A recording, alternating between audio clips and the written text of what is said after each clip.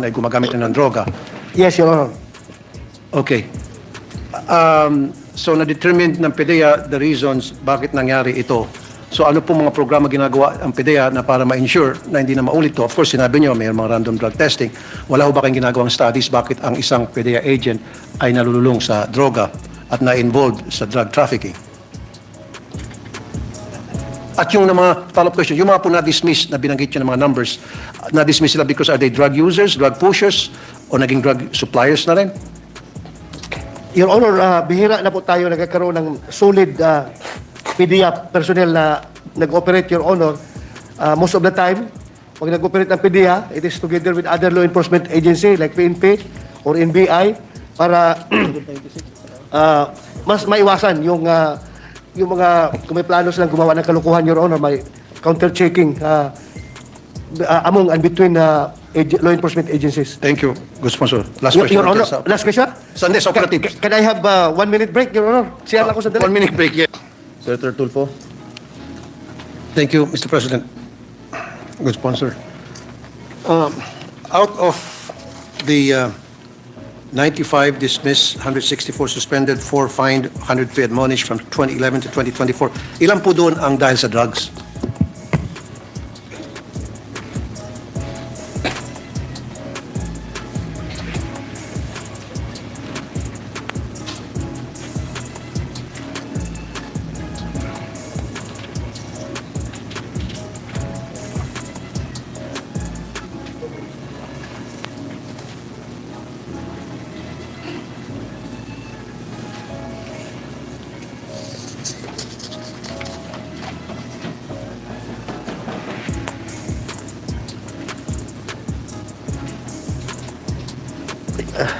Ilan? Lahat, Your Honor, yung 22, puro drug-related ito. Laton. Napakarami. Positive sa drugs. So, suspended, 164, positive sa drugs to. So, when you say suspended, so naibalik sila.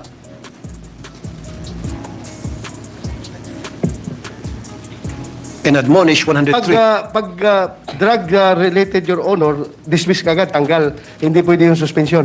Itong mga suspension na ito, mga minor administrative Okay. violation siguro, Your Honor. Okay. So, Kaya itong sila 95 suspended. ang dismissed. Yes, Your Ang Honor. involved sa drug kasi 95. Okay, at hindi na po sila naibalik. Hindi na ibalik. Okay, great. Now let's talk about the reward system, Mr. President, good sponsor. Paano po yung procedure sa pagbibigay ng reward? Ito ho ba I would assume ay sa mga tipster?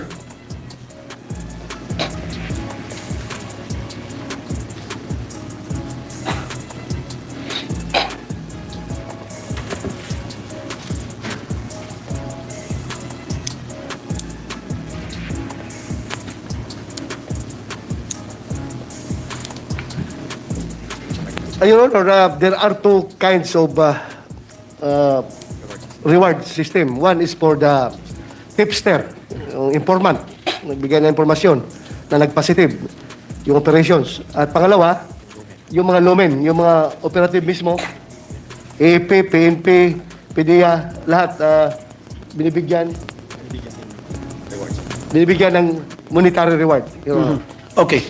Kaya ako po natanong yan, so paano po natin malaman na yung binigyan ng reward ay kapitbahay lang pala ng isang operative at siya naman talaga ang nagtrabaho kaya natumbok niya yung isang, say, drug den, and then after na matumbok niya, sabi niya, para kumita ko rito kasi kung idideklara niya siya ang nakita, ibibigyan siya ng medalya versus kung sabihin niya may tipster siya, magkakaroon pa siya ng pera. So ang gagawin niya, tatawag siya ng kapitbahay niya o kainuman niya, pre, tatatakublan naman yung mukha mo eh.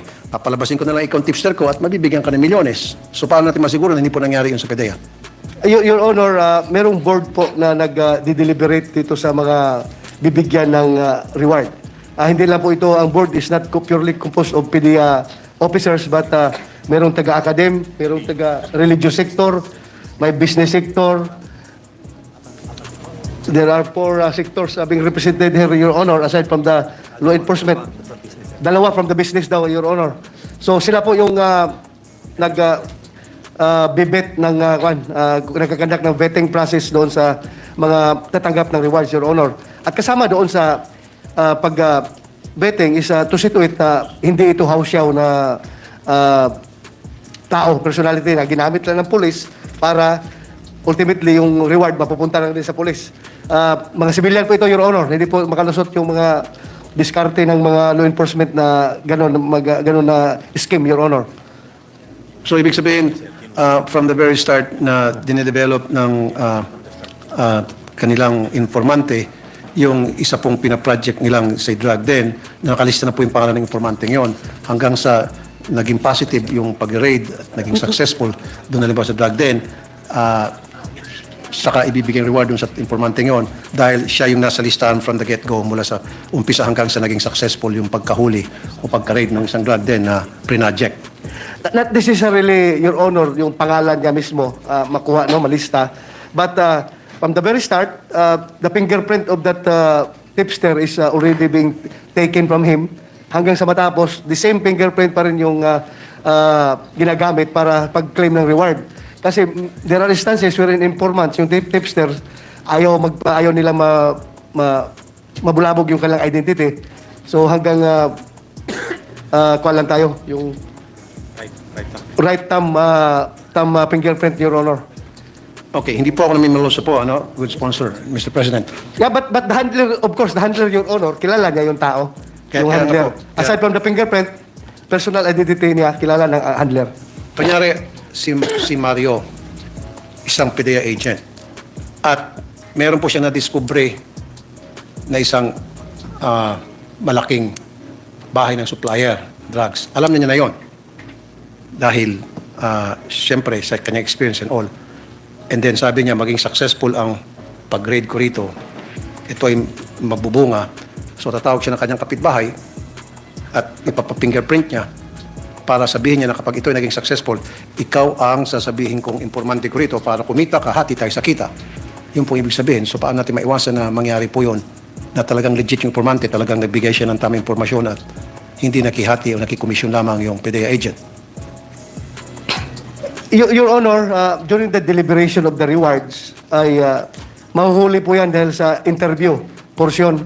In-interview, although hindi pinapakita yung mukha, in-interview siya at malalaman ng mga members ng board kung ito ay drama-drama lamang or kuha lang ito, scripted yung kanilang papel doon sa drug bust na yun, Your Honor.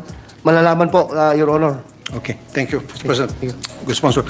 Now, nais ko palang pasalamatan ng PDEA kung hindi ko pa kayo napasalamatan nung gumawa po ako ng surprise visit sa mga bus stations at sumama po ang ilang PDEA agents at nag-conduct ng drug testing at isa nga doon naging positive. Now, doon po sa drug testing, ano po yung nahuli doon? Is it shabu lamang? Kasama ba doon yung cocaine, marijuana?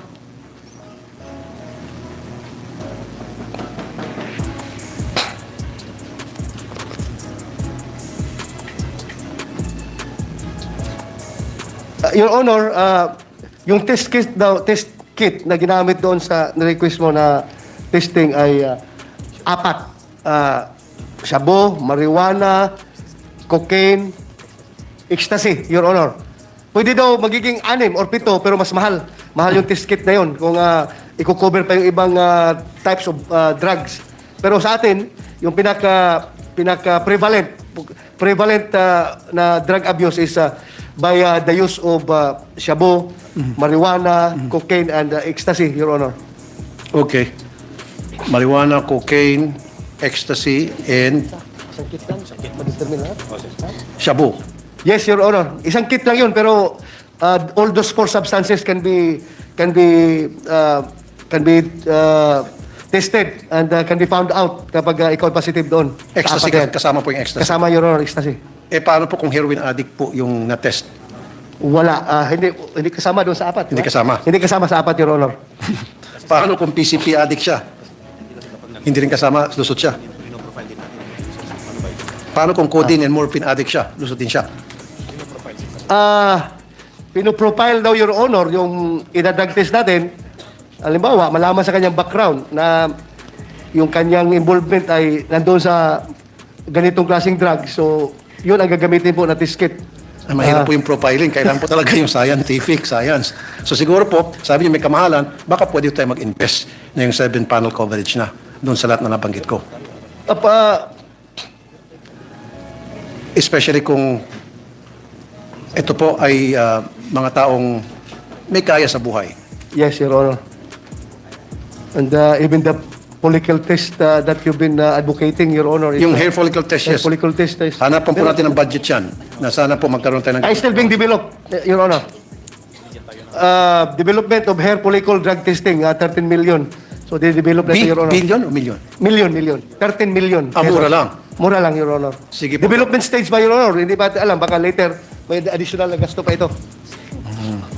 With the indulgence of the Senator Tulfo, is there any private hair follicle center here in Philippines?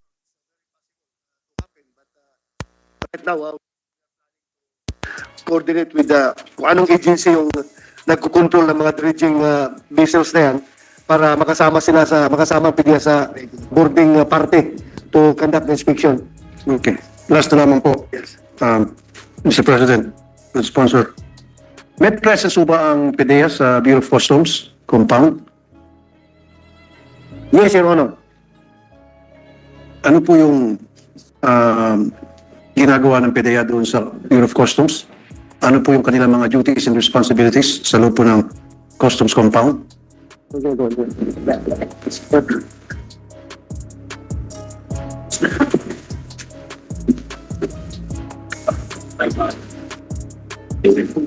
Your Honor, the presence of PDEA can be observed in the airport and the NAIA airport and the MICP. Kasama po sila doon sa interdiction team with the PNP, Bureau of Customs, NICA, and PDEA. Aviation Security of the PNP, Your Honor, kasama po sila doon sa interdiction team para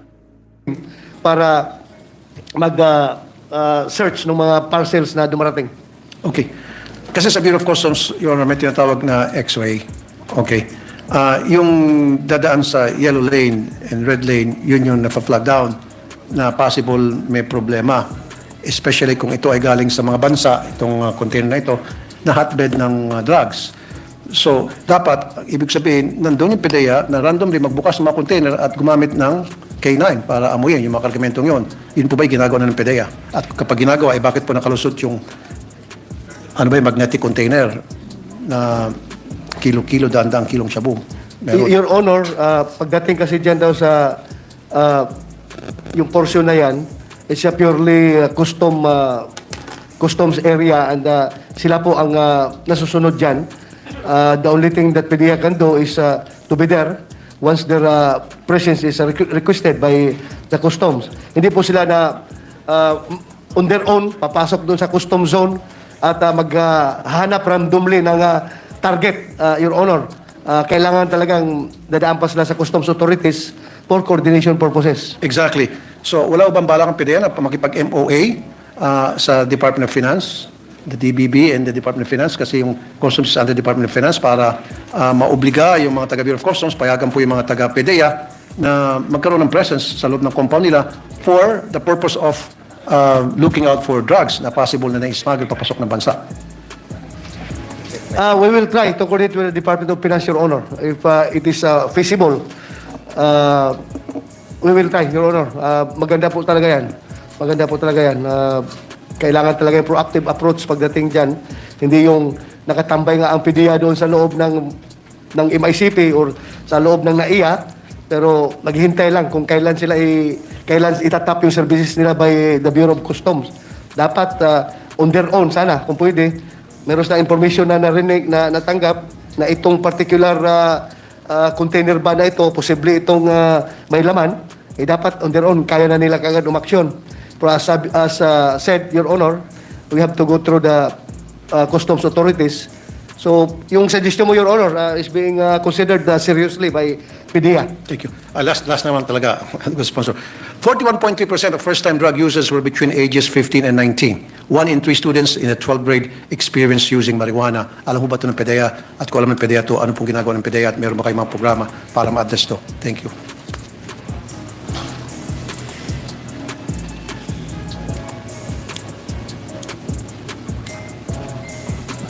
Your Honor, that data came from DDB, and the DDB is strengthening the preventive education, advocacy, civic awareness by strengthening the drug education program in the schools.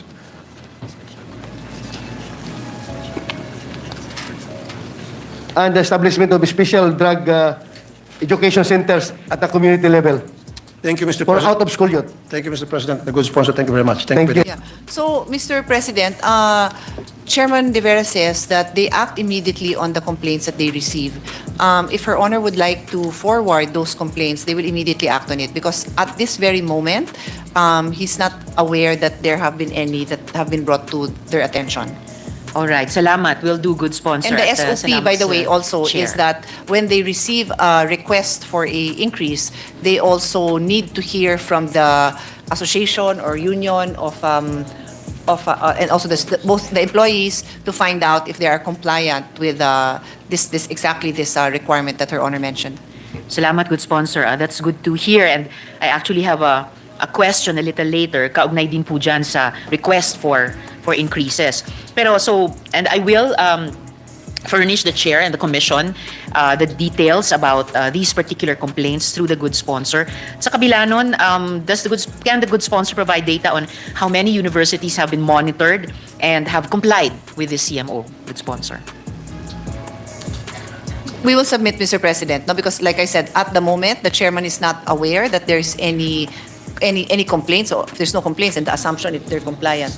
But because it's the regional offices that handle it, so it is possible na meron, pero what he's saying to me is that they will have to go back to the regional offices and check with each one who has to find out if they have received any complaints and to find out who is compliant.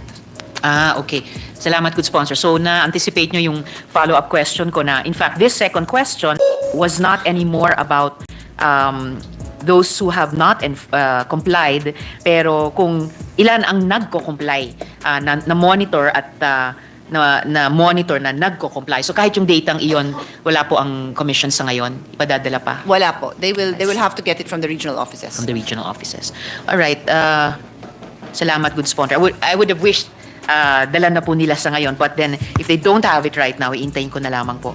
But further to the complaints that we have received at ipo-forward ko po sa commission sa pamamagitan ng good sponsor, the complainants highlighted their great difficulties in accessing the latest audited financial statements of their respective HEIs. They claim that the reporting requirements, such as the Certificate of Intended Compliance and Certificate of Compliance required by CMO number 3, are insufficient to verify that proceeds are allocated to personnel salaries.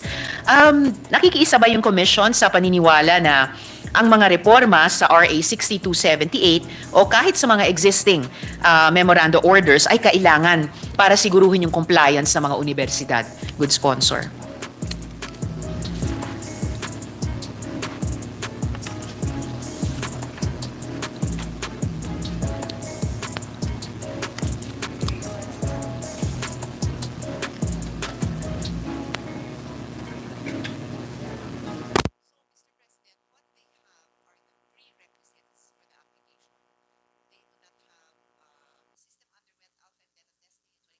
Is now being used for the school year 2024 and 2025, billing by 5 selected LUCs with a uniform TOSF structure. There's a report on all this. It's quite lengthy, so we can just furnish Your Honor with a copy. Thank you so much, good sponsor. And so these are at least 2 recommendations that are in the process of being fully implemented. For these 2, or on average for all the recommendations na nasa proseso ngang ito, ano yung expected timeline ng Commission for full implementation? Like, kailan po ma-finalize yung MOA at magsisimula na po yung automatic fund release sa tulong ng Land Bank? Kailan po fully implemented yung enhanced automation? Or fully implemented na po ba yun? For full automation, that will take about 1 year, Mr. President. Alright. And yung automatic fund release, 1 year din po ba, good sponsor? That one is just 6 months. 6 months. So is it possible, good sponsor, na lahat ng mga rekomendasyon na are in the process of being fully implemented, ang timeline para doon ay from 6 months to 1 year on average? Or meron po bang ilan na tatagal pa ng kaunti? No, it won't go beyond 1 year, Mr. President. Salamat. That's good to know po. So more or less one school year din para sa mga estudyante. Salamat, good sponsor. Now, over the years, hundreds of students have reached out to my office expressing their uncertainties about when their much-needed scholarship funds would arrive. Students who want to voice their grievances are held back by fear of suffering repercussions, to which the UNIFAS Secretariat mentioned that they have grievance mechanisms in place. Pwede po bang magbigay linaw ang good sponsor sa mga grievance mechanisms in place para sa estudyante? Paano sinisiguro ng komisyon na mga estudyante ay mabibigyan ng isang safe environment para isaboses yung mga concerns nila nang walang takot ng repercussion mula man sa respective CHEDRO nila o higher education institution, good sponsor.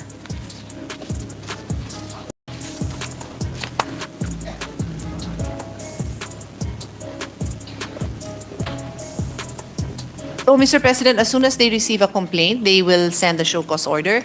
I was just shown a copy of a complaint that came from Her Honor's office, and they issued a show cause specifically if it's just a student without the need of a senator to endorse the complaint, ganun din ba? And we are assured that the process is the same. I see. So makatanggap lang ang commission reklamo diretso mula sa estudyante, madadala nila ng show cause order, either yung CHEDRO or yung HEI. Are there any other ways in which the commission ensures a safe environment for schools? Ano po yun, good sponsor? Ang sama ng English yung sagot ng school. At least wala pang estudyanteng nagreklamo ng ganon sa opisina ko, good sponsor. Ano yun? Ano ba yun? Mas grabe yung mga reklamo. Grabe yung reklamo ko doon sa English nila. Good sponsor. Are there any other ways in English or whatever other language that the Commission provides a safe environment for students to bring their concerns or complaints forward? A hotline din sila, but I will ask a follow-up question for Her Honor's better for Her Honor and my better understanding. Katulad niyan yung sulat na pinakita niyo sa akin, may name ng student. Pag nagsabi yung student na itago yung pangalan niya, kung hindi naman specific, tinatago niyo naman. O yun naman, tinatago naman nila yung Parang tayo pangalan. dito sa Senado, good sponsor, nire-redact. Opo. So, any other ways that a safe environment is generated for the student without fear of repercussions? Good sponsor. They also called the president of the SUC directly.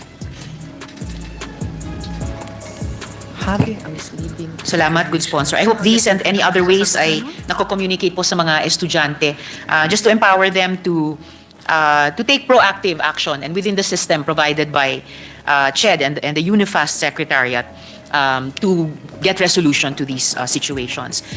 So dako naman po ako sa additional 30.1 billion pesos good sponsor na tinalakay din ni Senator Sherwin kanina. I too have no doubt that the education sector and our young people need this funding support. But I am worried that CHED's track record and low absorptive capacity could result in a wastage of these important funds. The House added an additional 30.1 billion pesos to CHED's new general appropriations, allocating 14.8 billion pesos to the UACTES Tertiary Education Subsidy Fund and 15.3 billion pesos to the Tulong Dunong Program. Pwede po bang mag-provide ang good sponsor ng datos o kahit projections para suportahan yung additional na 30.1 billion pesos? Ilang mga benepisyaryo, pareho sa current at saka sa new grantees, ang magbebenepisyo dito, good sponsor? Your Honor, this representation has no way of giving Her Honor information on how the tulong dunong of 15 billion will be implemented. None. So, as I've said in the earlier, it's a I shouldn't expect you to be a mind reader, good sponsor. Yes. Okay po. I can try. I have an imaginative mind. But no, we do not know. Now, as for, but I just want to point out that there is a 14.7, so almost 15 billion budget for tests. Yes. If I just use Her Honor's question, if I connect this to the discussion we had with the chairman of the Committee on Education, Senator Gatchalian, currently subsidy given to private school students is 60,000. It was reduced to 20,000 for 2025, but very recently the board said 27,000. Less than half of the 60,000 they have been receiving the past few years. So definitely an increase in tests will help because the 27,000 can be augmented to at least bring it back to 60,000. I don't know how many kasi yung 15 billion, 14.7 billion at 20,000 per beneficiary, that is 750,000 beneficiaries, 750,000. Currently, the test beneficiaries are roughly 500, 400 plus, 600 na. So, itong 600 will now be 25% receiving more. a reduced amount of 27, as I mentioned, right? So, if this additional 14B would be given to 750,000 beneficiaries, so the first 600 can get that 20 and will almost be brought back to the 60,000 that they're receiving. So for me, okay yon, yung sa test.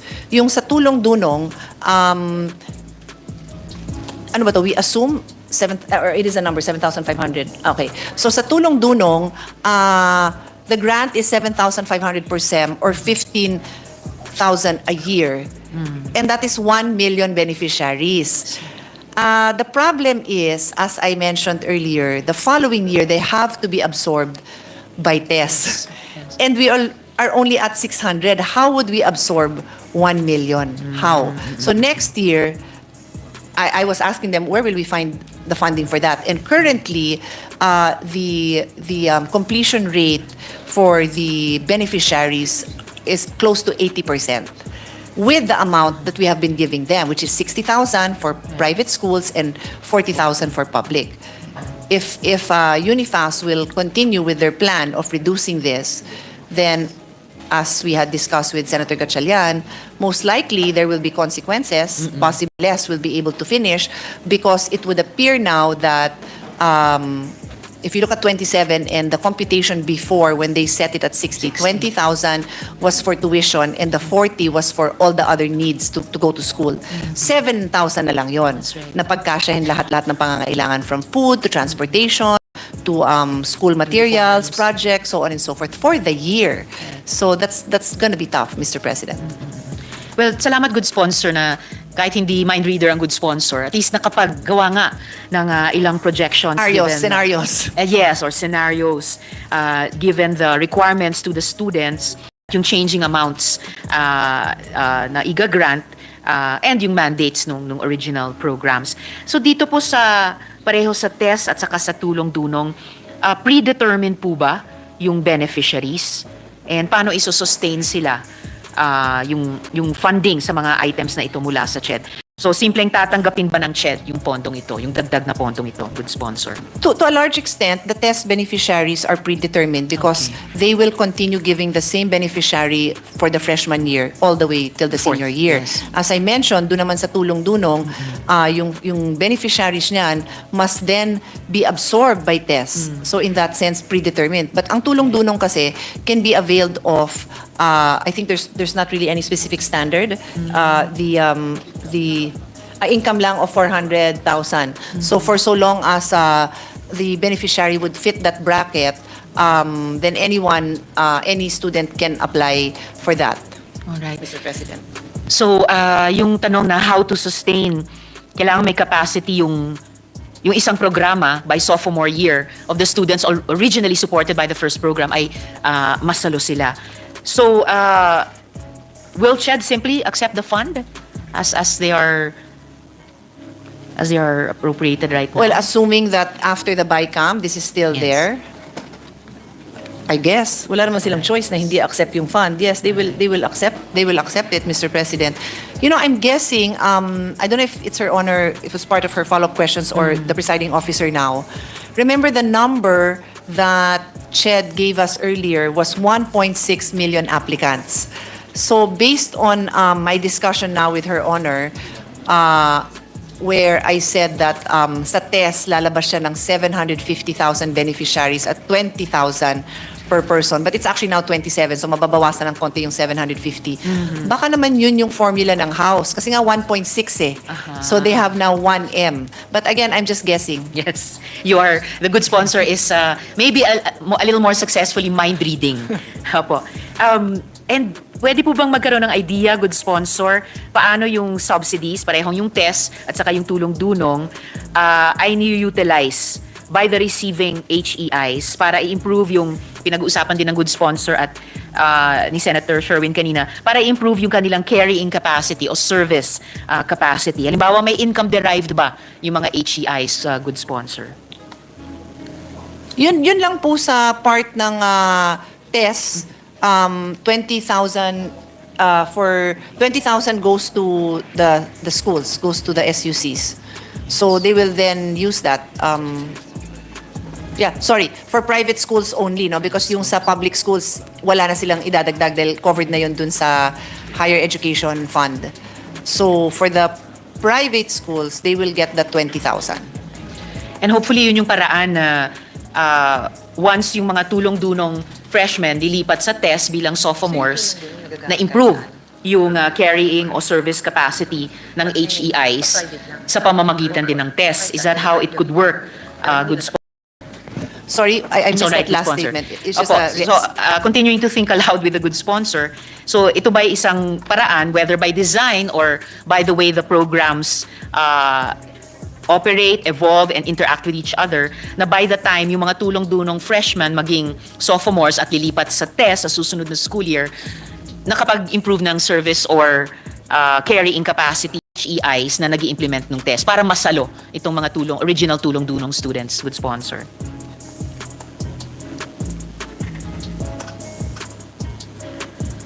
Sa public school, wala akong papasok na funding sa SUCs kasi nga that amount will just go to the student for their own needs. Right. So, hindi nakakatulong sa carrying capacity. Okay. Sa private, ano ba yun? Ba't kunyari bigyan mo 7.5? Anong part ko nang ibibigay nila? Or buo yun? Kailangan ibigay? Bahala na siya. So, kung kulang siya ng 2. Okay. So, sa private school, the way it works, that 7,500 per SEM that is received, they can choose to augment the tuition fee that's due, or if the tuition fee is within the 7,500, they can use that entire amount. So, yun naka-private, pero sa public, wala. Wala. Okay. So yung private lang ang pwedeng in a way, counterpart dun sa subsidies mula sa CHED. Salamat. And no other income as such na de-derive ang HEIs, good sponsor?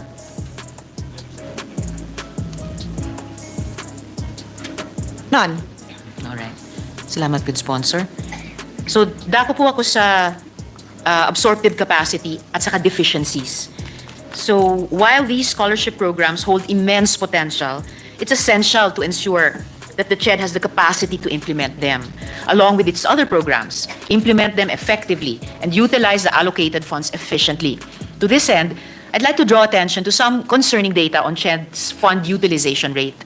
During the Senate Committee Budget hearing, CHED reported low obligation and disbursement rates for fiscal year 2024, with only 27% of the funds obligated and 22% disbursed. Chair De Vera noted that the Commission is struggling to obligate and disburse funds due to the 6 billion peso augmentation allocated for this year. I firmly believe in the importance of making education more accessible through scholarships. However, paano po pinaplano ng CHED i-manage ang dagdag na 30.1 billion pesos sa pondo habang ngayon pa lang humaharap na siya sa hamon sa kasalukuyang 6 billion peso na augmentation? We don't want a situation in which students have to wait years to receive their scholarships again, good sponsor. Oh, actually, Mr. President, the chairman did say that the 6 billion, the 6 billion of tulong-dulong funds was difficult, no, to disburse. It was difficult because it was a big change. It's a big amount. That's why we always go back to, in as much as all of us here would like to support education or any other important programs, we also look at the the absorptive capacity Yes. of the agency. But I can't resist to go back to, kasi what they received was additional tests and additional tulong-dunong. Yung sa test kasi talaga, I stand by, dapat in-augment nyo na lang yung existing para nga, kesa sa binabaan nyo, tapos dinagdagan nyo, tapos nahihirapan din kayo mag-implement. Di dapat, anyway, that's my position. So, difficult nga daw yung paggastos ng 6 billion pesos. Ngayon, nakaharap sa dagdag na 5 times that amount. So, may plano ba ang CHED paano i-manage yung 5 times ng halagang sinabi nila nahihirapan silang i-manage, good sponsor?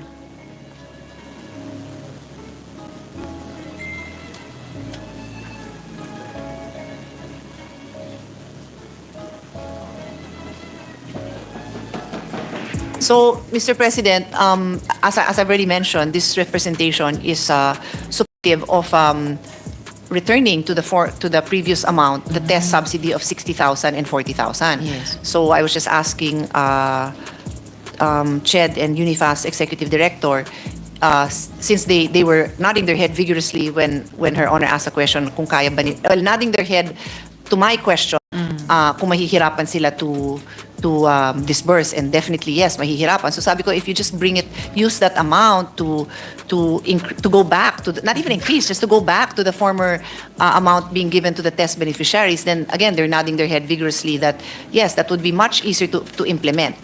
So that's one option. But again, this was a insertion of the House, so I don't know if we can touch that. Oo nga pala, We good can try, sponsor. we can Good, discuss with them. Right, which is what the BICAM is for. So, but good point, good sponsor. Salamat sa paalalang iyon. But in any case, nanggaling man sa House, as the good sponsor indirectly said, pagdating sa BICAM, pwedeng maging subject ng parehong houses at parehong panels. So, oo nga, kung bumalik tayo sa 60,000 per student, at tama po ba, good sponsor, 750,000 beneficiaries? Tama po ba yung nakuha kong... Yeah, so basically, I just made a rough computation that at Yes. 14.7, which is roughly 15B, at 20,000 per beneficiaries, that would roughly cover around 750,000 beneficiaries. But I said it's less because Okay. I only learned today that the UNIFAS board brought up again the subsidy to private school students to 27. Yes. So mag-iba yung numbers na ng konti. Okay po. But at least salamat, good sponsor, na opening up that conversation about paano mas optimally magagamit ng CHED yung halagang ito to achieve their mandates. Yun yung magiging huling paksa ko after I finish with this topic. So, additionally, for fiscal year 2023, approximately 18.3 billion pesos worth of higher education subsidies were found to have deficiencies, as highlighted in the 2023 COA report. The same issues persist, including delays in the release of tertiary education subsidies to students, overpayments and duplicate payments, unliquidated fund transfers, and insufficient documentation to support disbursements. Ano pong institutional reforms ang ini-implement ng CHED, good sponsor? Meron po bang mga plano para i-streamline yung processes, palakasin yung monitoring mechanisms, at i-enhance yung overall capacity ng ahensya, i-manage yung mga programang ito ng mabisa, good sponsor? So actually, Mr. President, those observations of COA were the CHED replied to them, and after that, they already were given an unqualified opinion. So basically, they have responded satisfactorily to those concerns. And anong mga reforms ang in-implement nila or are implementing to have received that unqualified opinion? And any plans to sustain receiving unqualified opinions? Okay. Okay. Things like the automation of the free higher ed, and then the land bank card disbursement, those kind of interventions or changes. So yung mga recommendations po ng task force report nag-align sa reforms na ini-implement nila, good sponsor?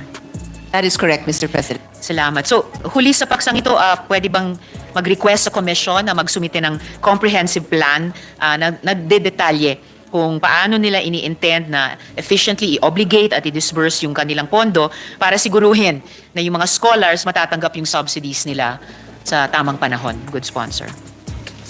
That is all in the COA response, so we'll give Her Honor a copy of that COA response. Thank you, good sponsor. Alright, sa huling paksa ko na lang po, good sponsor, sa interpellation na to, tungkol sa free higher education and SUC's deficits. So continuing in that line of thinking, opened up with a good sponsor a few minutes ago. I ask these questions because I also want to make sense, with as little mind reading as possible. I want to make sense also of the House's decision to propose such a substantial increase, 30 billion pesos, effectively doubling the NEP proposed budget. That increase for scholarships, while other critical needs in higher education remain unmet.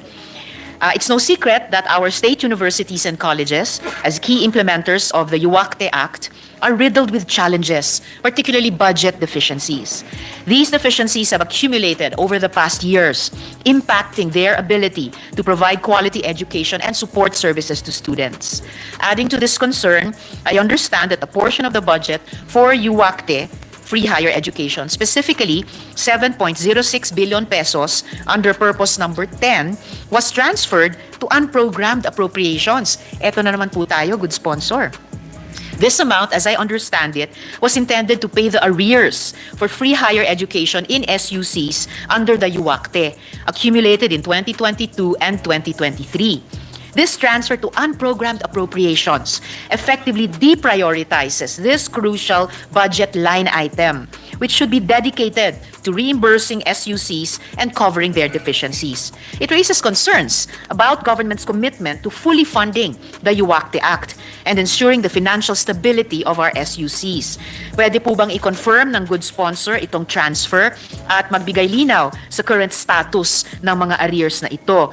Ganong kalaki o ganong karami sa 7.06 billion pesos ang na-release at naibayad sa SUC's good sponsor?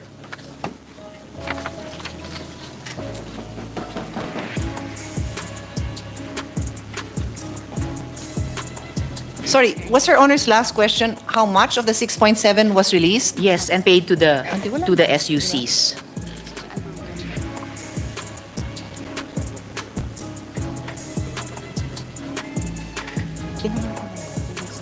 Okay. It's okay. Okay. So, this representation shares the observation and the concern of Her Honor. She is correct that 6.7 billion was placed under unprogrammed appropriation. 6.7 billion good sponsor or 7.06 billion? Ang nasa akin is 6.7. 6.7 Let me lamang. check. Okay po. Anyway, let me confirm that amount. But so as I was saying that so there's this amount which we're still questioning if it's 6.7 or 7 was 7 point, is it 7.6? 7.06. 7.06. Okay, let's check what that amount is. It's under unprogrammed appropriations. As of now, none of it has been released, but this same amount already appears in the GAA for 2025. I do just have.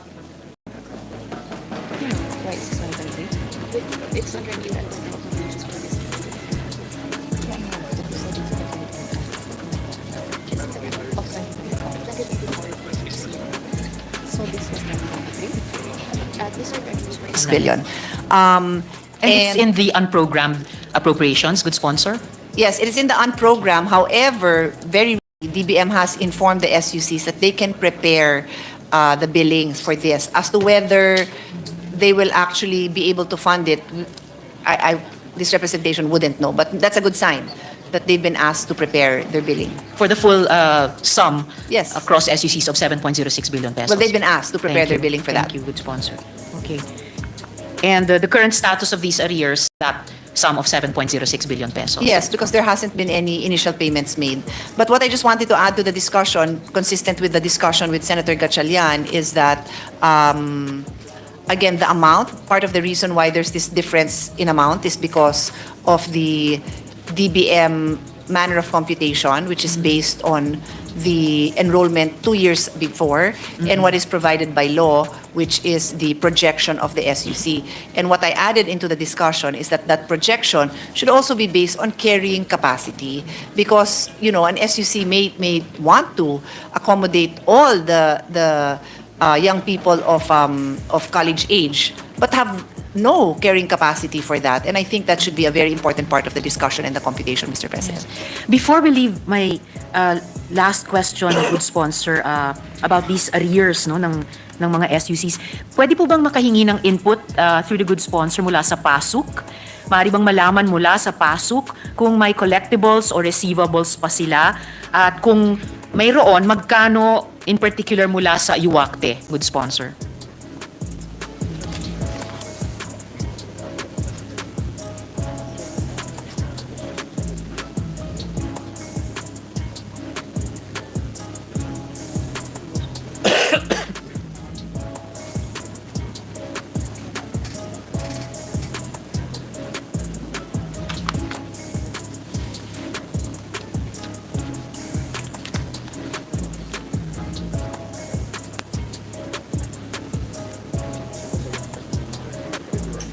Anyway, Mr. President.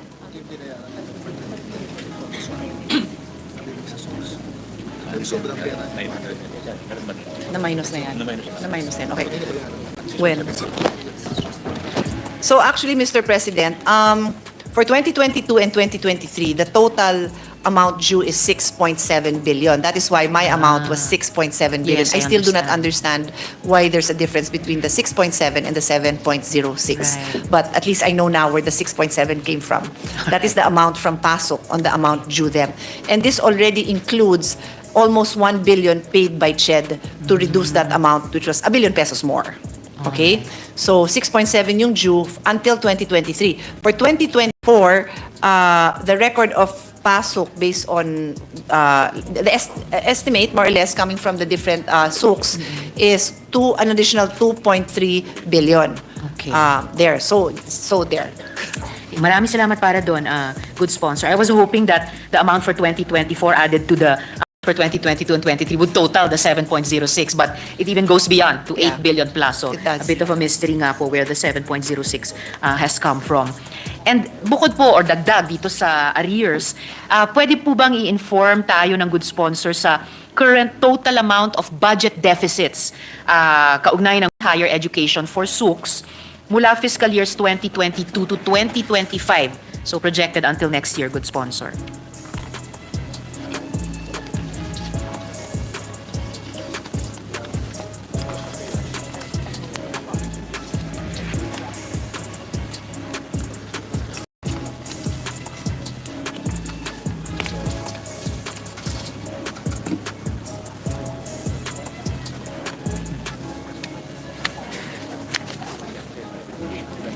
For 2025, they project that 3.69, so 3.7 billion in addition. In addition to the amounts we were talking about earlier, good sponsor. So sorry, where is that? From 2022 to 2023, 6.7 billion. And then for 2024, 2.3 billion. Yes. So 9 billion running total. Yes. Plus projected 3.7 billion next year, 12.7 billion That is total. correct, yes. 12.7. So really quite a significant amount, good sponsor. So to my last question, so there is a deficit of 12.7 billion in the budget for free higher education for SUCs. Meanwhile, an additional 30.1 billion, or almost 3 times as much, was added to the CHED budget, even as SUCs experience these budget deficits to provide free higher education to their students. Given the recurring issues that the CHED encounters, my concern is that the CHED will be unable to disburse these funds while we neglect the fundamental needs of our SUCs and the full implementation of free higher education. Hindi kaya, good sponsor, na mas prudent approach ay unang magtaya na fully i-fund yung free higher education budgets ng SUCs, lalo na habang naghihirap ang komisyon na i-obligate at i-disburse yung kanilang fiscal year 2024 funds, good sponsor.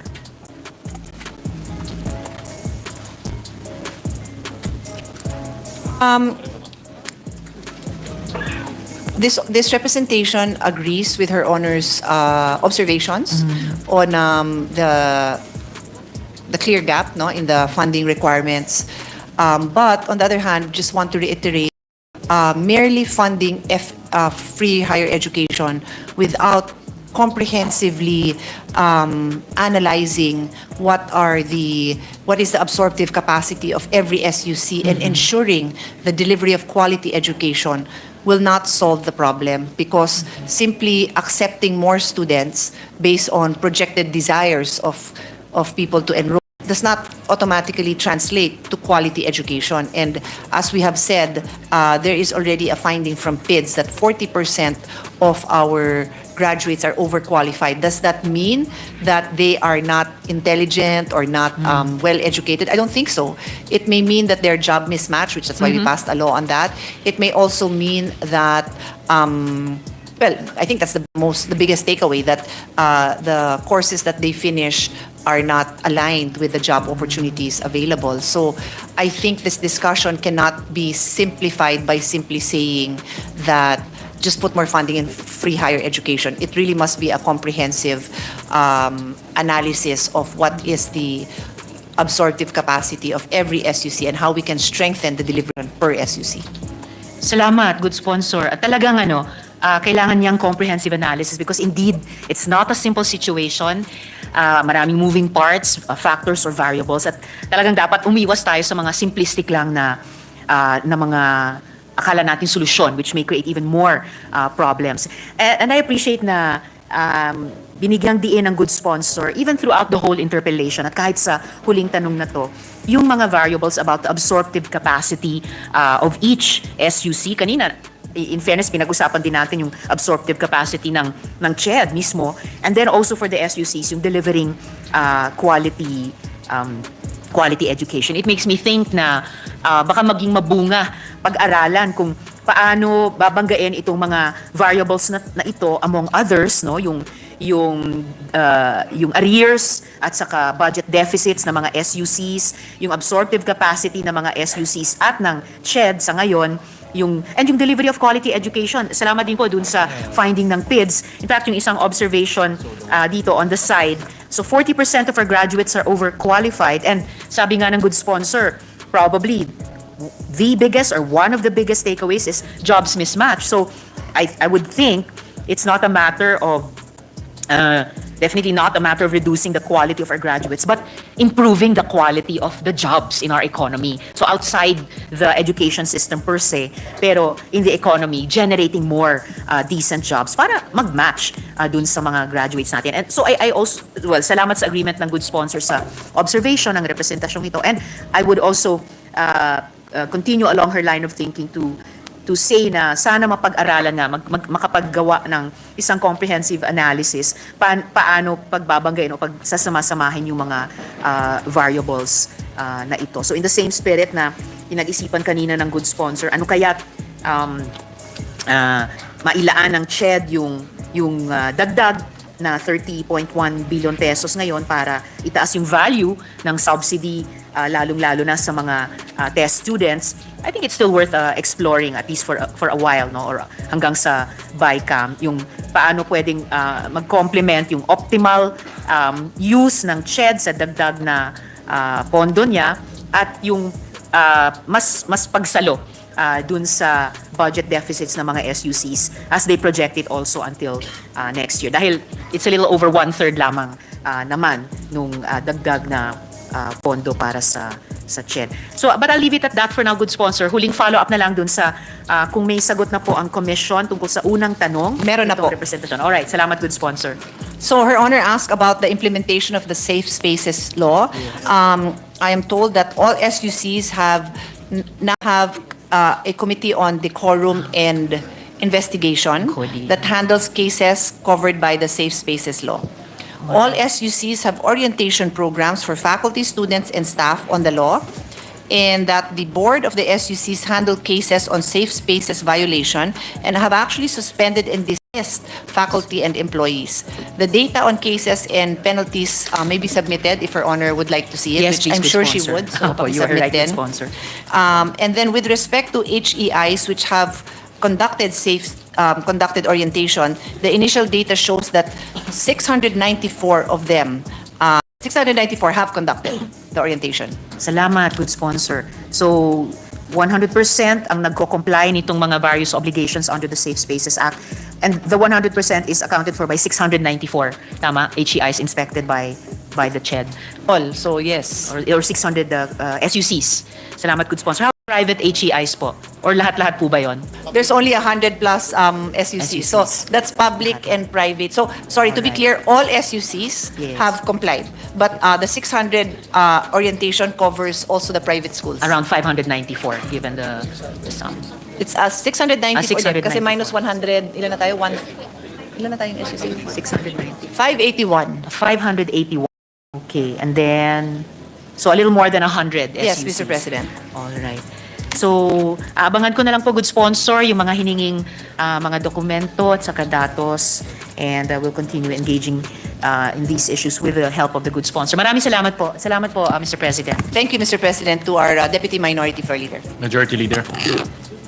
Explanation that under the 2020 NEP, CDA's proposed budget of 889,424 million is in fact much lower than the agency's previous 2024 budget at 1.335 billion. The House of Representatives in the General Appropriations Bill proposed no changes in the CDA's budget.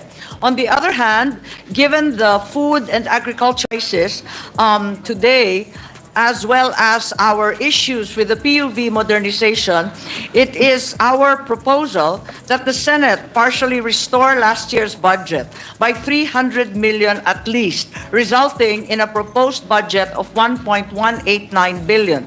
The additional 300 million will provide financial assistance to agricultural and food crops, particularly in the micro sector, as well as provide priorities to the transport co-ops now being organized for the PUV and other modernization.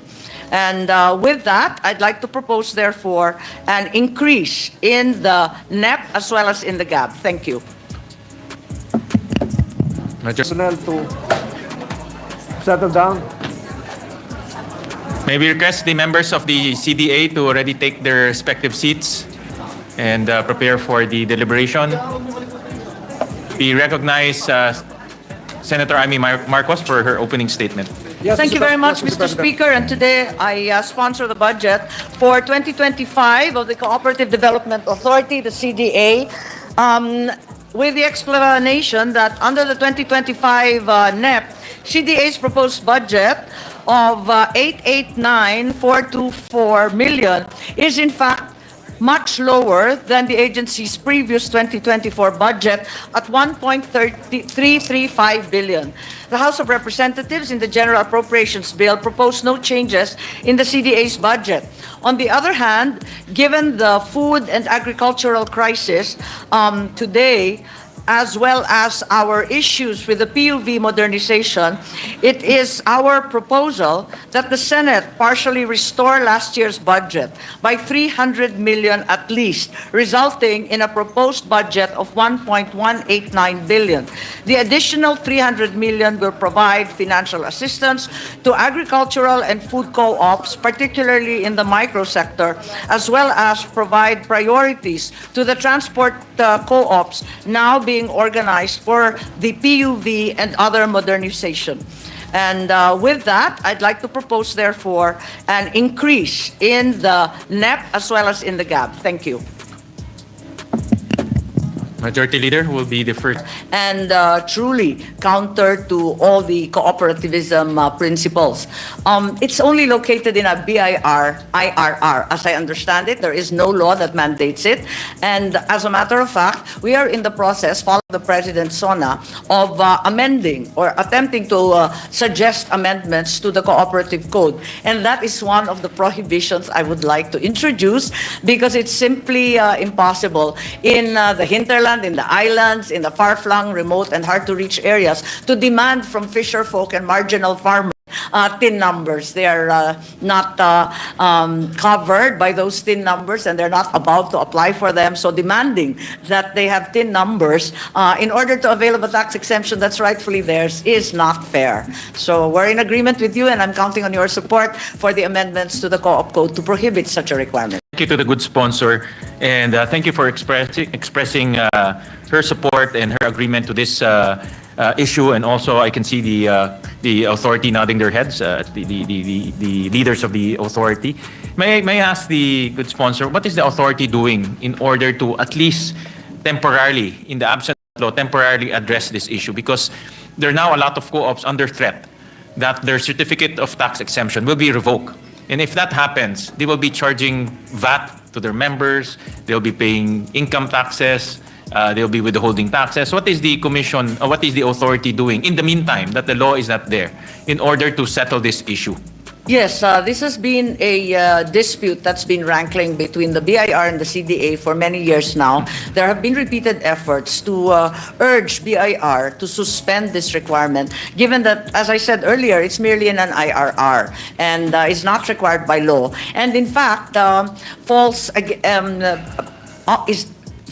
acts as an obstacle to the exercise of a legal right, which is the tax exemption.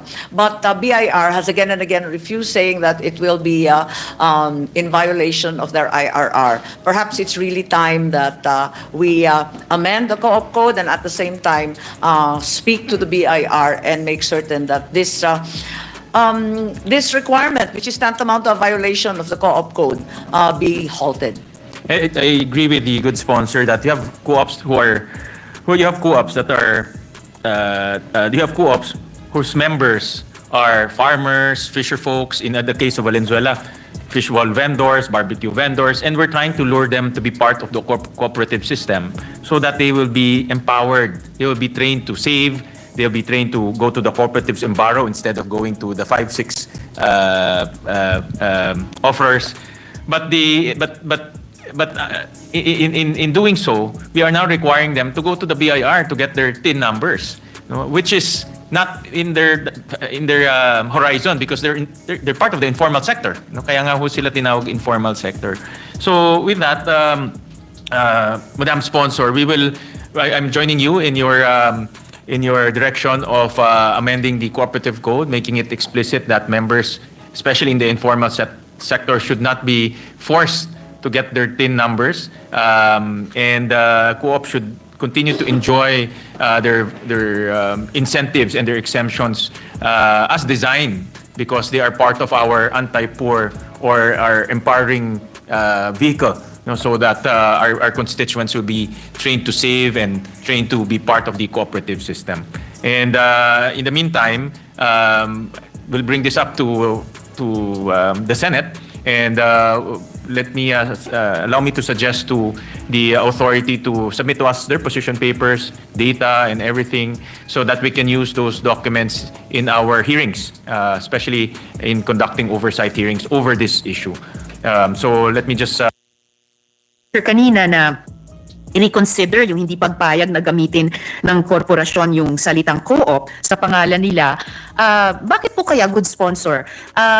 Ilang entities ba ang gumagamit ng mga salitang ito? Cooperative, co-op, co-op na may hyphen o co-op na letrang K sa mga pangalan nilang rehistrado sa SEC o sa DTI o kahit sa COMELEC, kahit pa sa National Electrification Administration sa kaso ng mga electric co-ops at sa kahit ano pang ibang ahensya.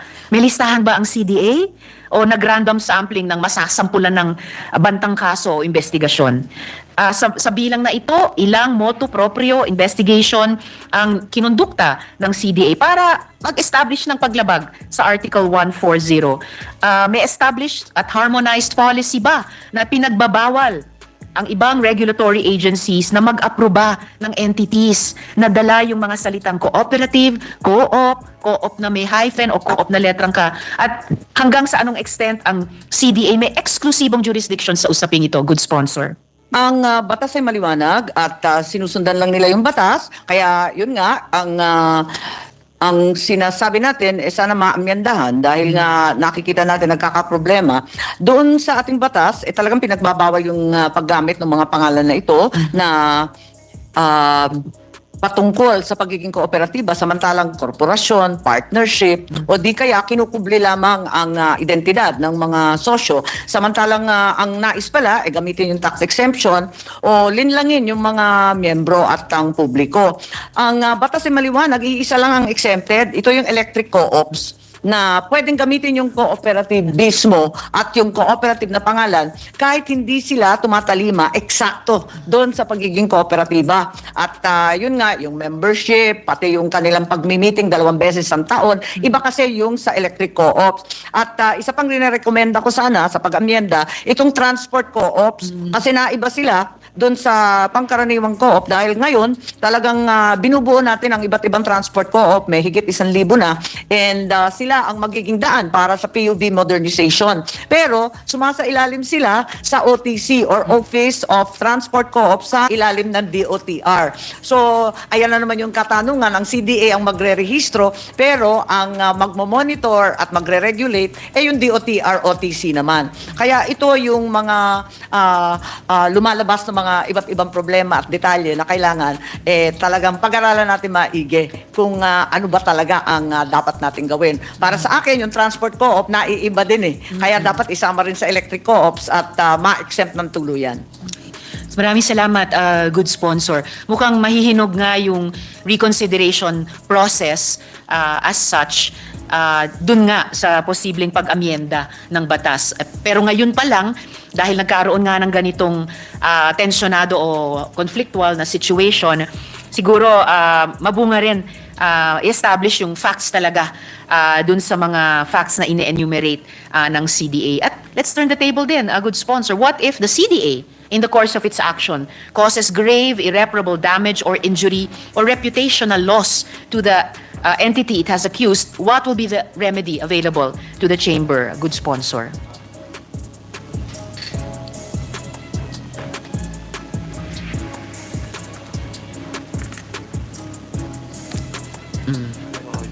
Well, ang alam ko, may penalties kapag ginamit yung pangalan o yung iba't ibang permutation itong salitang co-op. So, talagang may penalty yan at napa-fine sila. Pero yung causing damage, siguro aabutin na ng kaso yan. Although may quasi-judicial din ng CDA, pwede ring pag-usapan yan at ipasok sa mga kaso na pwedeng hatulan. Salamat, good sponsor. Bagamat ang itinanong ko ay kung ang CDA ay dahil sa mga pagkilos niya ay siya ang makapag-cause ng damage o injury or reputational loss, kung ano yung remedy available dun sa co-op chamber of a good sponsor. Sa palagay ko, wala pa naman naghahabla o nagsasalita ng ganon. So, wala pa namang pangyayaring ganon. Okay. At hari nawa, ma-preempt dun sa reconsideration process sa pagitan ng dalawang panig. And just for the record, good sponsor, simple search sa SEC, daan-daan ang gumagamit ng cooperatives and its derivatives. Good Perhaps sponsor. the clarification can also be made that there are co-ops no longer in good standing that are listed in the website of the CDA. To the extent that that causes damage to reputation and moral damage, perhaps that could be said. But given that the regulatory agency for cooperatives is CDA, it's within their mandate. Ang problema, itong chamber na hindi naman nagrehistro bilang co-op, talagang hindi sumasailalim sa CDA. Salamat, good sponsor. And, I lost my train of thought. Tungkol sa, may importanteng sinabi yung good sponsor ngayon lang na meron akong naisip pero nalimutan ko. Sana maalala ko mamaya bago matapos yung aking interpelasyon ngayong gabi. Gusto ko lang ulitin na in very good standing ang kredibilidad nitong chamber at pati yung mga miyembrong kooperatiba nila. And Mr. President, Madam Chair, dahil mukhang generic na ang salitang cooperative o co-op sa mga entities, it would be an exercise in futility to waste CDA resources running after each one of them. Kaya nga sa panukalang pagbabago sa Philippine Cooperative Code, the proposal is very clear. Quote, organizations registered with other government agencies are allowed to retain the word cooperative in their registered name, provided. So kahit sa intention, good sponsor,